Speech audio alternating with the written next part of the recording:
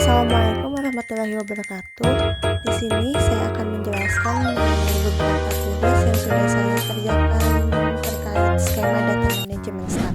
Sebelumnya, perkenalkan, nama saya Harinisa Maharajani dari Prodi Ilmu Administrasi Bisnis.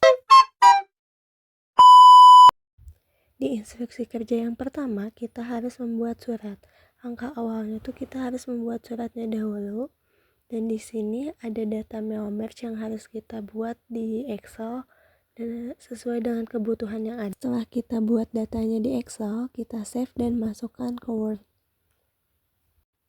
Lalu setelah itu kita bisa ketik My Links, select recipient. Lalu setelah itu kita bisa klik Use an Exciting List. Setelah itu kita bisa open datanya.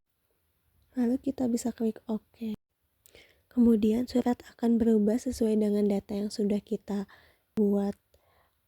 Lalu setelah itu kita bisa preview suratnya satu-satu, lalu kemudian kita save. Di instruksi kedua kita harus membuat PPT sesuai dengan ketentuan mengenai PT Krarin. Pada instruksi kerja yang ketiga, kita ditugaskan untuk membuat spreadsheet untuk mencari nilai ujian, grade, dan juga keterangan. Setelah kita masukkan datanya, kita harus mencari nilai ujian, grade, dan juga keterangan. Untuk mencari nilai ujian, kita bisa menggunakan rumus sama dengan sum, nilai 1, nilai 2, dan juga nilai 3, dibagi 3. Setelah keluar hasilnya, kita bisa tarik panahnya ke bawah agar otomatis terisi. Untuk mencari grade dan juga keterangan, saya menggunakan rumus if atau logika. Di sini saya untuk mencari if, yaitu if dalam kurung G2 lebih besar dari 81, yaitu dengan nilai A, dan begitu pun seterusnya bisa kita samakan sesuai dengan data yang ada.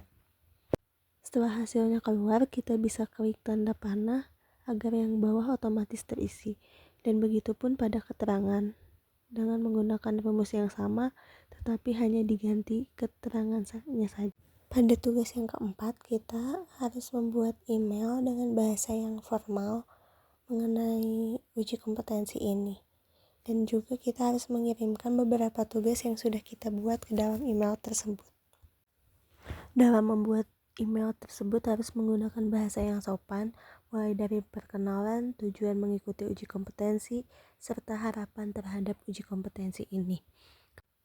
Selain itu, kita harus mencantumkan beberapa tugas yang sudah kita buat ke dalam email tersebut.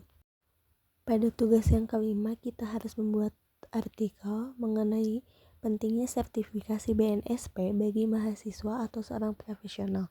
Di sini saya sudah membuat artikelnya.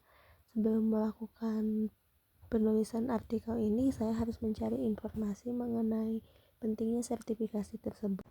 Sekian yang dapat saya sampaikan mengenai tugas uji kompetensi skema data manajemen staff. Terima kasih.